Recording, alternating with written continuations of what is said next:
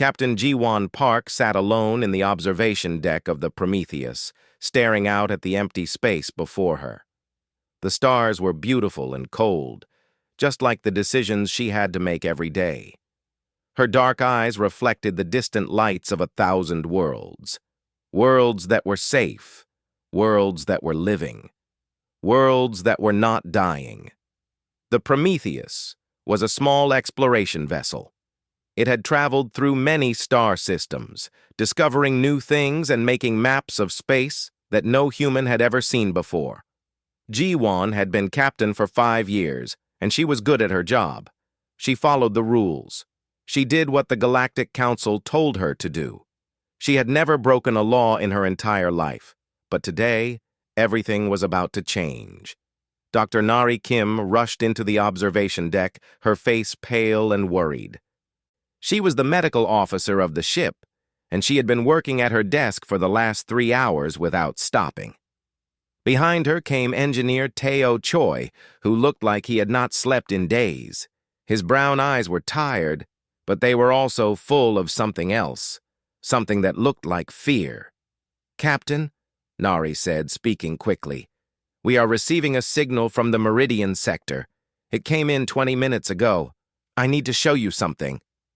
Ji-won stood up and followed them to the communication room.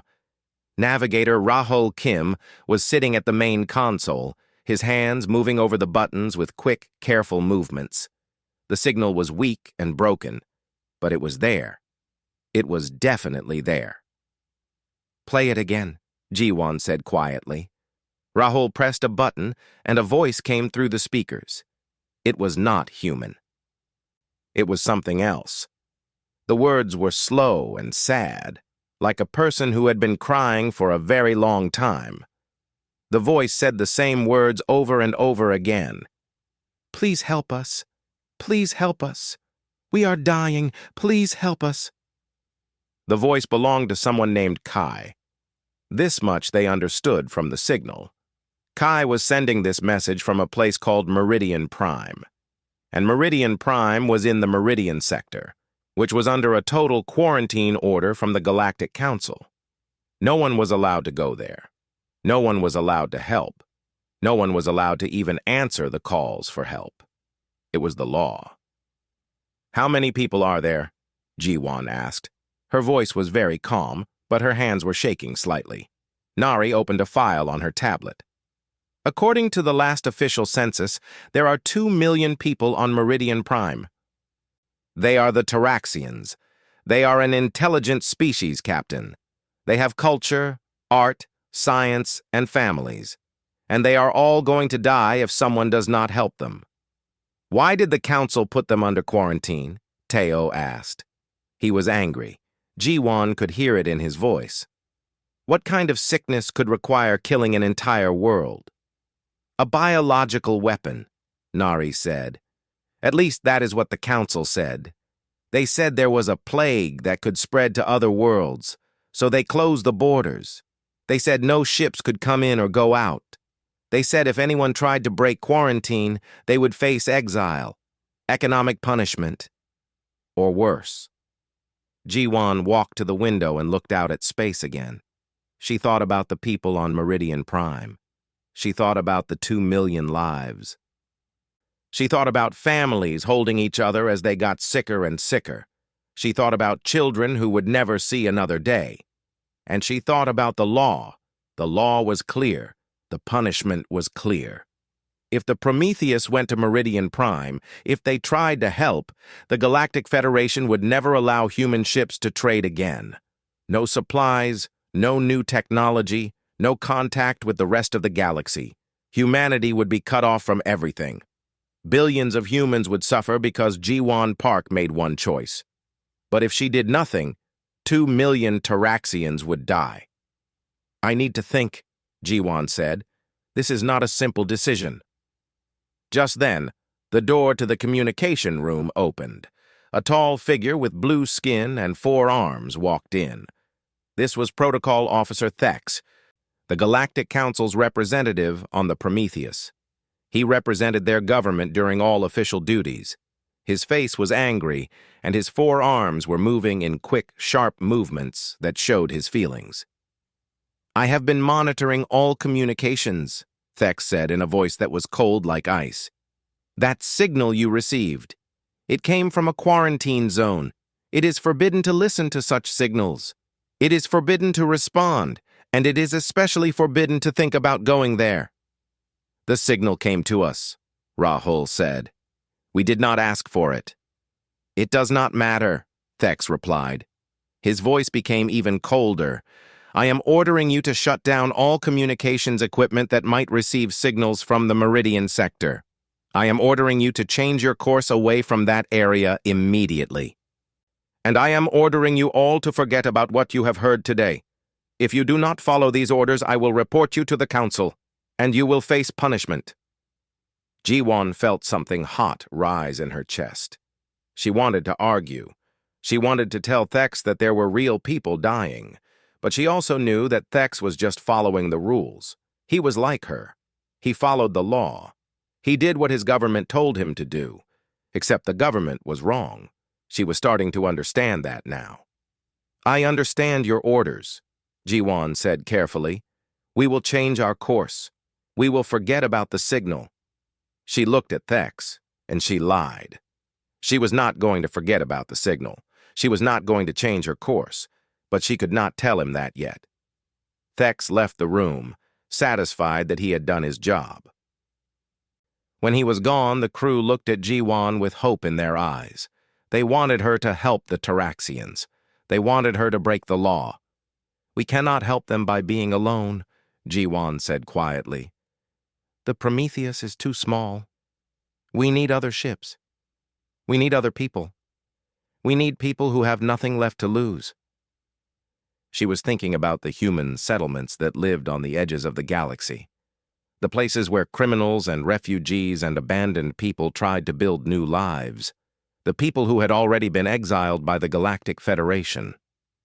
"If we go to those places," Ji-won continued, "and if we ask for help, maybe we can do something. Maybe we can save 2 million lives. Or maybe we will destroy everything." The crew was silent. They understood what their captain was saying. She was asking them to help her break the law.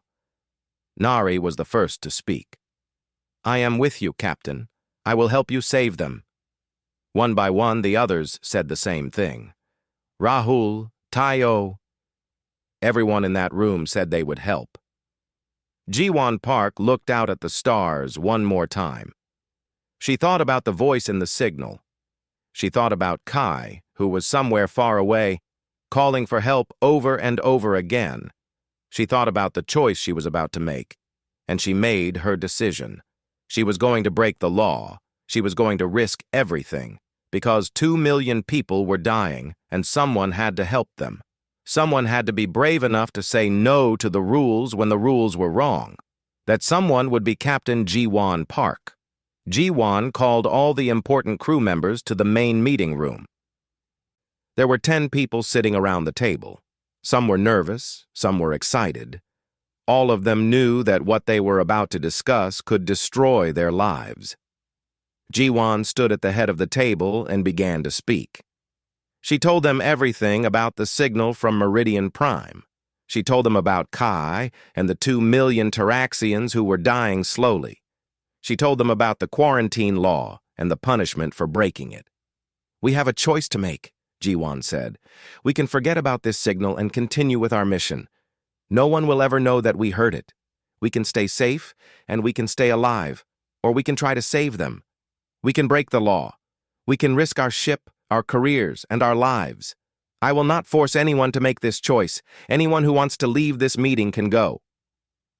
There will be no punishment for those who choose safety." No one moved. No one left the table. Teo Choi, the engineer, was the first to speak. He was a big man with strong hands and an even stronger heart. "I am ready to break the law," he said. "I want to help them. But I want to know something first. I want to know why the council really put them under quarantine. Because I do not believe it was just about a plague. Something is wrong here. Something is hidden." I was thinking the same thing, said Min Kyung Lee, the communications specialist. She was sitting at the far end of the table, and her fingers were already moving quickly over a small computer device. Min Kyung was excellent at finding information that was hidden. She was excellent at breaking into systems that were supposed to be secure. I can look into this, Min Kyung said. I can try to find the real reason. But I will have to do something illegal. I will have to access files from the Galactic Council. If I am caught, they will know we are planning to go to Meridian Prime. Ji-won nodded. Do it carefully. Do not take any risks you do not have to take. Min Kyung worked through the night. She broke through the Council's security systems one by one. It was dangerous work, but she was careful. She covered her tracks, she hid her movements, and then she found something. The next morning, Min Kyung came to Ji-won's private room with documents on her tablet. Her face was red with anger. Her hands were shaking. The plague is real, Min Kyung said, but it is not what they told us. It is a biological weapon that someone created on purpose. Someone made it to kill the Taraxians. Who would do such a thing? Ji-won asked. A faction of the Galactic Council, Min Kyung replied. The Taraxians owned something that many powerful people wanted. They owned mineral rights to land that was full of rare metals and energy resources. The Taraxians refused to sell. They refused to let the Council take control of their planet. So someone on the Council decided to solve the problem by creating a weapon and releasing it on Meridian Prime. And then they put them under quarantine so no one would help them, Ji-won said. Her voice was cold now. Very cold. They wanted everyone to think the Taraxians were a danger. They wanted the galaxy to look away while they died. It was genocide, Nari Kim said. She had been standing by the window listening to everything. They are committing genocide, and they are hiding it behind a quarantine law. Ji-won felt something change inside her. She was still afraid. She was still worried about punishment, but now she was also angry. She was angry at the injustice. She was angry at the cruelty. She could not just sit and do nothing. The Prometheus is too small, Teo said. We cannot save 2 million people with one ship. We need more ships. We need more crew members. Rahul Kim, the navigator, had an idea. I know where we can find people who will help us, he said. There are human settlements on the edge of the galaxy, places where the Federation does not have much control, places where refugees and exiles live. These are people who have already lost everything. If we ask them to help, they might say yes. They have nothing left to lose. That is true, Teo said. People who have nothing are the bravest. They are not afraid of punishment because they already know what punishment feels like. Ji-won made her decision. We will go to those settlements. We will tell them the truth about Meridian Prime and what the Council did. We will ask them to help us, and then we will go to Meridian Prime and save as many people as we can. Da-un Park, the chief security officer, spoke for the first time. She was a small woman, but her eyes were very strong and very certain. I will lock Thex in his room before we leave, she said. He cannot report us to the Council if he cannot send any messages. That is mutiny, Min Kyung said quietly. Yes, Da-un replied. It is. No one argued with her. Everyone knew it was the right thing to do. The Prometheus changed its course quietly. To anyone watching, it looked like a normal movement. Protocol Officer Thex was in his room, locked inside and confused and angry. But his communication device did not work. Da-un had made sure of that. Thex could shout and demand all he wanted, but no one would hear him. The ship moved through space toward the outer settlements. It took 3 days to get there. 3 days of planning, 3 days of preparing, 3 days of knowing that they were breaking the law and could not go back. When they arrived at the first settlement, the people there were shocked to see a Galactic Federation ship. Most of them had been exiled and never expected to see Federation ships again. But when Ji-won told them what she wanted to do, They understood immediately. "The Galactic Council is committing murder," one man said. His name was Minho Yang, and he had been a captain in the human military before the Federation exiled him. "And you want to stop it. You want to save them. I will help you." One by one, more people came forward. They volunteered their ships. They volunteered their time. They volunteered their lives. Over 20 ships promised to help. Minho Yang joined the Prometheus to help plan the mission. He was experienced in dangerous operations. He understood how to move ships through space without being detected. He understood how to rescue people under pressure. "We will need to move fast," Minho said. "The moment the Council realizes what we are doing, they will try to stop us. We will have to get in, get the Taraxians, and get out before they can respond." "How long do you think we have?" Jiwon asked. 2 days, Minho replied. "Maybe 3. After that, it will be too late." The human fleet was ready. The ships were packed with supplies and medical equipment. The crews were prepared, and most importantly, they were ready to do something illegal. They were ready to break the rules to save a life. Jiwon stood on the bridge of the Prometheus and looked at the star system that held Meridian Prime. In just a few hours, they would be there. In just a few hours, they would either save 2 million people or fail and be destroyed. There was no middle ground now. There was only success or failure. There was only saving or dying. Jiwon thought about this for a long moment, and then she gave the order to move forward. The human fleet began its journey to Meridian Prime.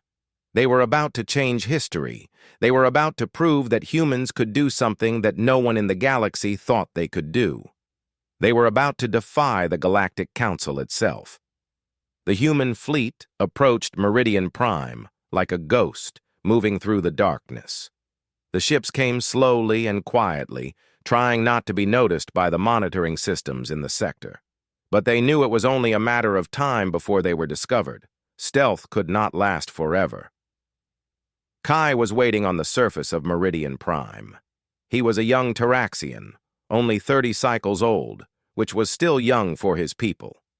His skin was gray-blue, and his eyes were very large and very sad. He had been sending the distress signals for 3 months, and he had thought no one would ever answer. He had thought his people would just keep dying until there was no one left. But then he received a message. The message said help was coming. It said humans were coming to save them. Kai wanted to believe this, but he had learned not to hope. Hope only made the pain worse. Nari Kim stood in the medical bay of the Prometheus, preparing for the evacuation. She had very little time. The treatments for the Taraxian plague took time to work. People needed medicine. They needed rest. They needed care. But there was no time for care. There was only time to get them away from Meridian Prime before the plague killed them all. "We can treat maybe 500 people at a time," Nari told her medical team. "After that, we will have to send them to the other ships. Remember, many of them are very sick. Many of them are afraid. Be kind to them. Even in this chaos, be kind." The evacuation began at sunrise. The shuttles came down from the ships and landed on the Meridian Prime surface. The Taraxians came out of their cities, walking slowly because the plague made movement painful. They were weak and afraid. Kai helped translate the human instructions. He told his people to move slowly to the shuttles. He told them they were going to be safe. He told them help had finally come. Inji Lee was a volunteer medic from one of the exile settlements. She was not trained to be a doctor, but she had learned basic medical skills during her years in the outer colonies.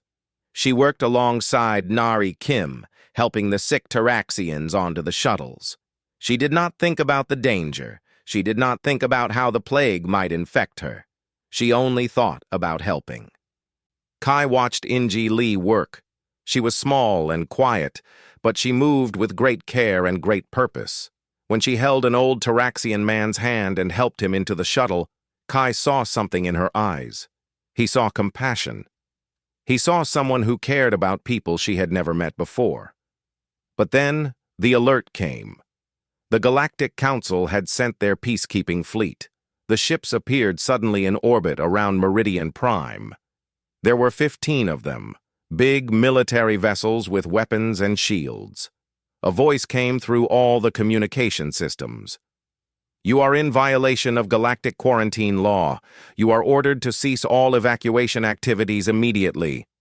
All unauthorized ships must leave this sector or face destruction. This is your only warning." The evacuations stopped. The shuttles on the ground froze. The people in the ships above did not know what to do. They had known the council would find them eventually. They had hoped they would have more time. Ji-won Park made a decision that would change everything. Instead of running, instead of fighting, she did something that no one expected. She opened a public communication channel. She broadcast a message to every ship, every station, and every planet in the known galaxy. She told the truth. "The Galactic Council has committed genocide against the Taraxian people," Ji-won said. Her voice was calm and clear. The quarantine was not about protecting the galaxy. It was about stealing resources. The Council created a biological weapon and released it on Meridian Prime. Then they hid behind quarantine laws so no one would help. "We are here to save the survivors. We are here to do what is right." Then Min-kyung Lee released all the documents she had stolen, all the evidence of the conspiracy, all the proof of the genocide. The entire galaxy saw it all at once. The effect was immediate and powerful. On 1,000 worlds, people stopped what they were doing. They watched the evidence. They understood the truth. Some people were shocked. Some were angry. Some were horrified. The soldiers in the peacekeeping fleet read the same evidence their commanders were receiving. They understood that they had been ordered to enforce an unjust law. Some of them decided they could not do this anymore. One of the commanders, a soldier named Commander Vex from the Valorian species, made his own decision. He ordered part of his fleet to stand down, not all of it, but enough to create a gap in the blockade. "You have your window," Commander Vex said to Ji-won on a private channel. "It will not stay open for long. Move your ships now." The evacuation restarted, but now it was faster. Desperate. The shuttles went up and down again and again. Thousands of Taraxians moved from the surface to the ships. They were weak and sick and terrified, but they were moving toward life. Kai worked without stopping. He helped translate. He helped move people. He helped carry those who were too sick to walk. His own body was weak from the plague, but he pushed through the pain. In-ji Lee worked beside him. She had accepted the risk of the plague. She had decided that helping was more important than safety. As she worked, she thought about her own life. She thought about how she had been exiled from the Federation. She thought about how she had lost everything. But now, helping these people, she felt like her life had meaning again. Teo Choi was in space, coordinating the movement of ships. His hands moved over the controls quickly and carefully. He calculated every movement, every jump, every change of course. The ships had to move through space in the exact right way, or they would crash into each other or be hit by weapons fire. The Council fleet was confused. Some commanders wanted to attack. Some commanders did not want to follow orders from a leadership they now knew was corrupt. The confusion worked in the humans' favor. It gave them time. The Prometheus took on more and more Taraxians. The ship was not designed for so many people. The corridors were crowded. The medical bay overflowed. But Nari Kim did not complain. She worked harder than she had ever worked in her life. Kai found himself in the medical bay with In-ji Lee. His fever was very high. The plague was inside him, eating his body from the inside. But he looked at In-ji Lee with gratitude in his eyes. "Why?" he asked in a weak voice. "Why do humans help us? We are not your people." "Because it is right," In-ji Lee said simply. She gave him medicine to reduce his fever. "Because we are all people. Because life matters. The evacuation lasted through the night and into the next day. Hundreds of thousands of Taraxians were moved to the human ships. The fleets began to prepare for jump, for the dangerous passage through space that would take them to safety. But one ship remained behind. The ship called the Second Chance, commanded by Captain Minho Yang. The ship was full of human exiles and refugees. They had decided to stay behind to block the pursuing council forces. "Go," Minho said to Ji-Wan. "We will slow them down. You take the Taraxians and go." "I cannot leave you," Ji-Wan replied. "You must," Minho said. "We have nothing left to lose, but you have everything to gain. Go save them. That is all that matters now." The human fleet made its jump to hyperspace. The Second Chance turned to face the council forces that were beginning to pursue. A few moments later, Commander Vex's bridge officer reported that the Second Chance had been destroyed. All 23 crew members had died, but they had done it. They had created enough time for the evacuation fleet to escape. Ji-Wan Park stood in silence when she heard this news. She thought about the crew of the Second Chance. She thought about their sacrifice. She thought about how they had given their lives so that 2 million Taraxians could live. The journey through hyperspace was long and difficult. The ships that carried the Taraxians moved carefully through the folded space. Behind them, the council forces tried to follow, but they were too slow. The human fleet was already far away.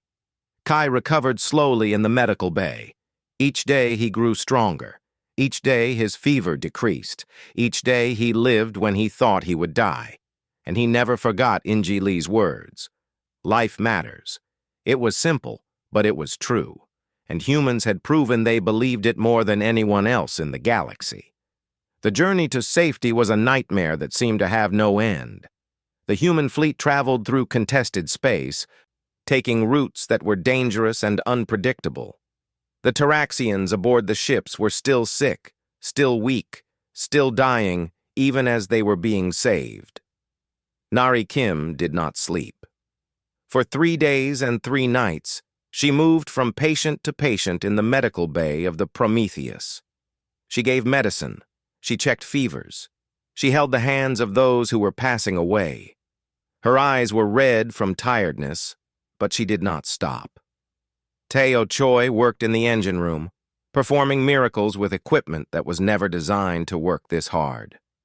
The Prometheus was meant for exploration, not for rescue. It was not meant to carry so many people. But Teo made it work. He repaired broken systems.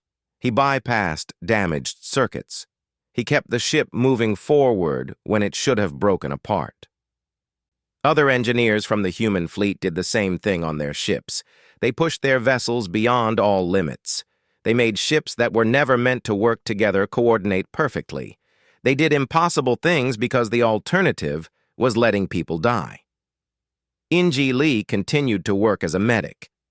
She moved through the corridors of the Prometheus, helping those who needed care. She had developed a mild fever herself, possibly from the plague. But she did not tell anyone. She just kept working. She just kept helping. Kai was in the medical bay when the fever started. Nari had treated him extensively, and his condition was improving. Each day he became more aware. Each day his mind became clearer. And each day he watched the people around him work and sacrifice and help. "You should rest," Kai told Nari one day when she came to check on him. Her hands were shaking from exhaustion.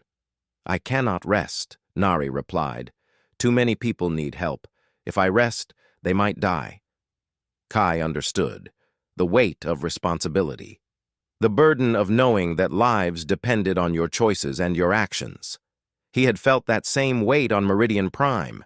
The fleet received a message on the 4th day of travel. The Council was sending a larger force to pursue them. The ships were faster than the human vessels. The Council ships would catch them in less than 2 days. Ji-Wan called a meeting of all the ship captains. They gathered together in a secure communication channel. "We have 2 options," Ji-Wan said. "We can try to fight. But we are not a military force. We are explorers and refugees and exiles. We will lose a war against the Council. What is the other option? Asked one of the captains from the outer settlements. We can go to a neutral world, Jiwan said. A world that is not under Galactic Council control. A world where we can land and ask for protection. But there is only one such world close enough to reach in time. It is a human colony on the edge of known space.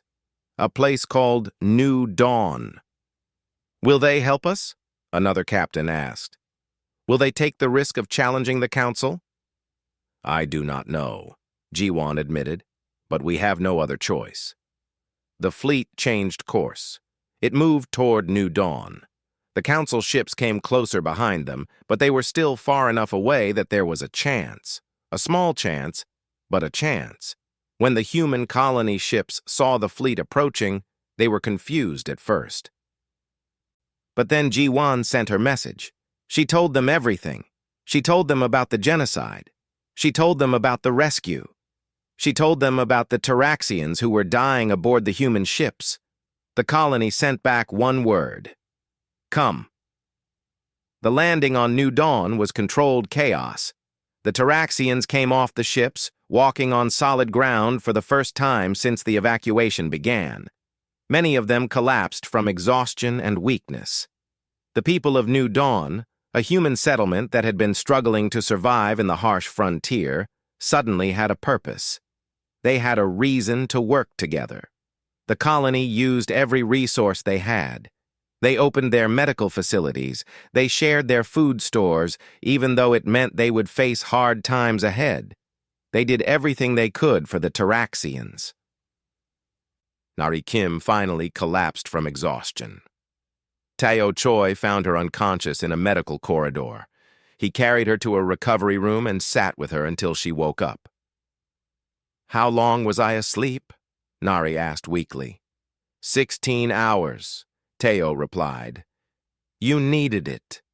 Inji Lee's fever had gotten worse. She was taken to the medical ward, and Nari discovered that she had contracted the Taraxian plague. Everyone thought she would die. But Inji Lee was strong. She had the support of the people around her, and maybe, just maybe, the body had its own way of fighting such things. Kai recovered fully. His color returned. His strength came back. But he was changed by what he had seen. He had seen humans break the most important law of the galaxy to save his people.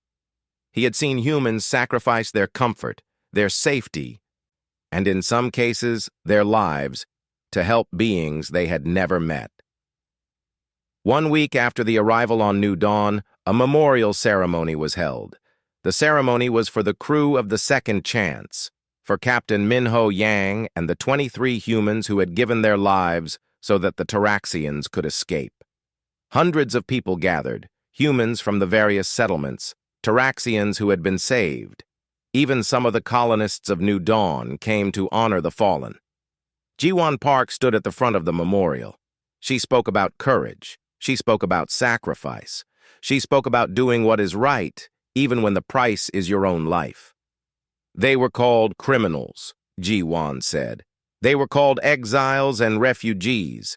They were called people that the galaxy did not need, but they became heroes. They became the best of us. They proved that anyone, no matter their background, can do extraordinary things if they are brave enough. Kai stood next to Inji Lee, who was recovering from the plague. They watched the memorial together.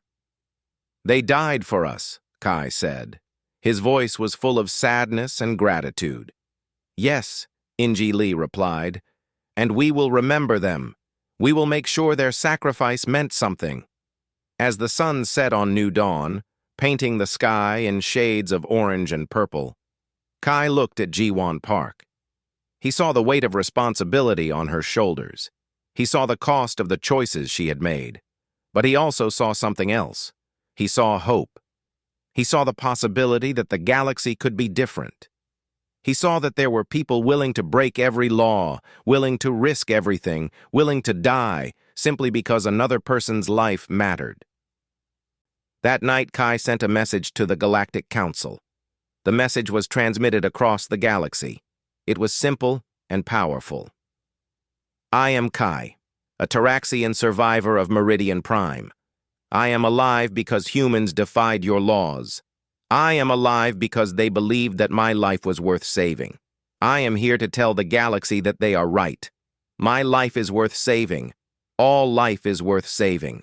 And those who save us are heroes. The message changed things. It did not fix everything. It did not erase the damage the Council had done. But it showed the galaxy that there was hope.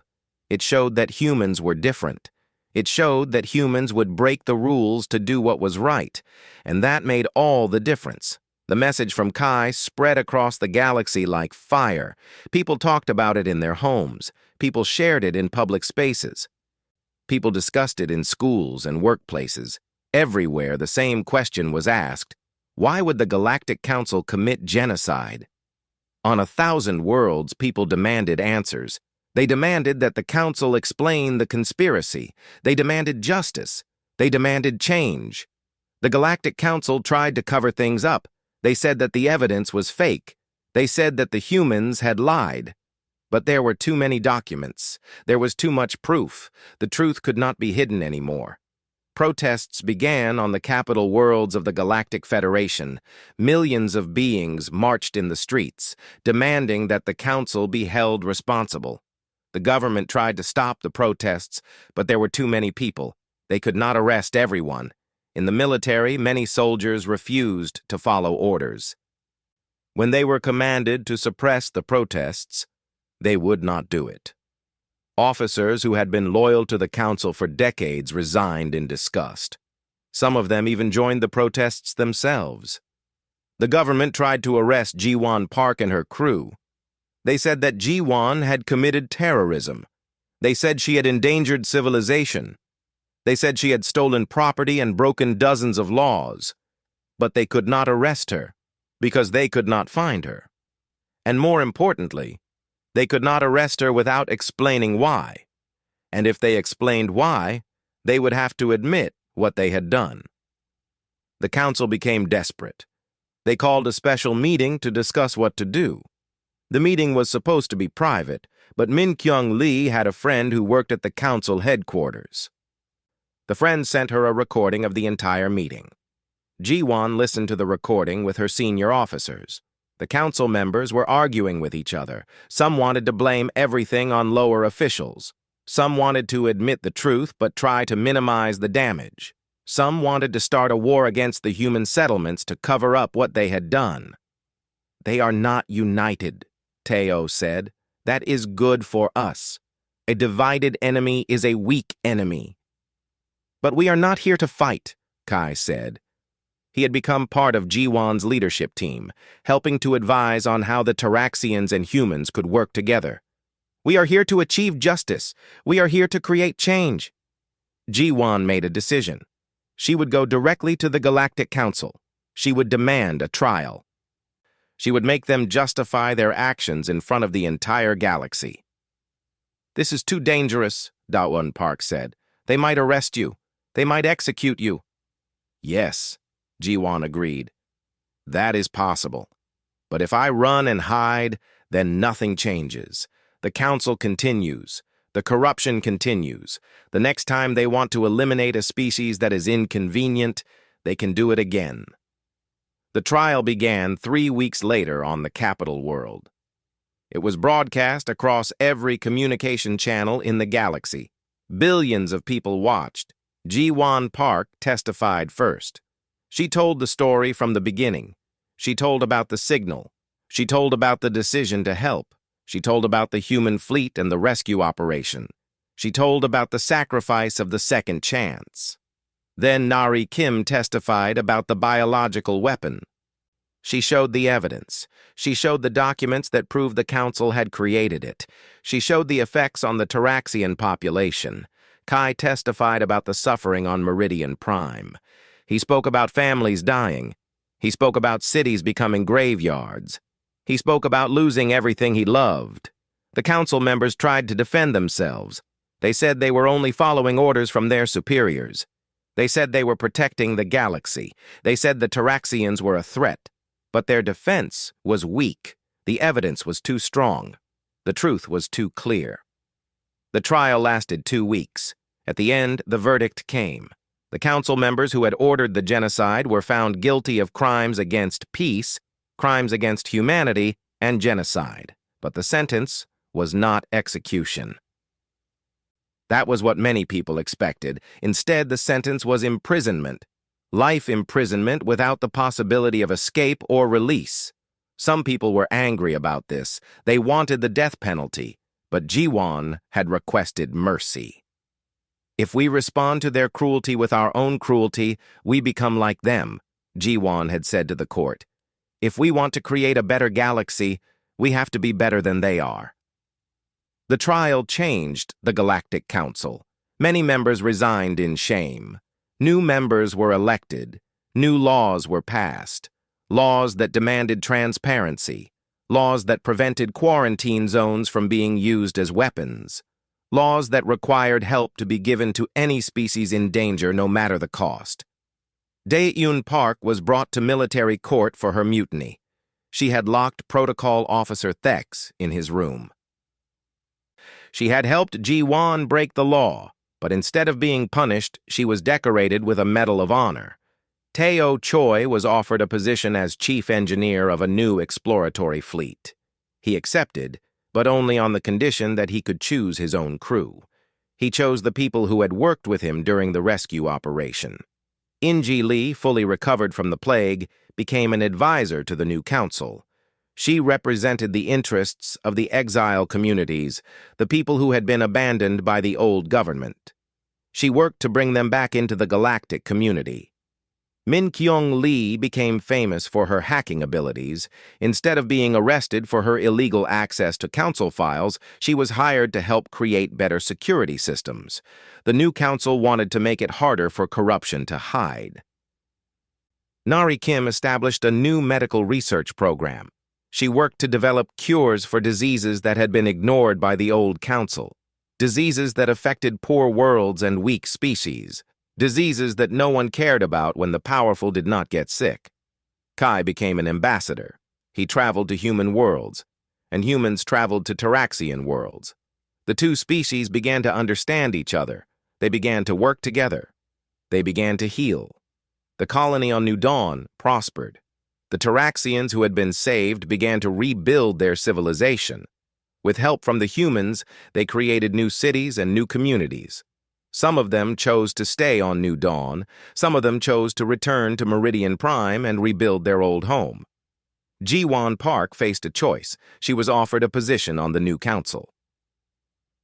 She would help lead the galaxy toward a better future. For many days, she thought about this choice. She thought about the responsibility. She thought about the work. And then she said yes. "I will do it," she told her crew. "But only if you all understand something. This is not an ending. This is a beginning. There will be many challenges ahead. There will be many times when we have to fight for what is right. But we have already proven that we can do it. We can defy injustice.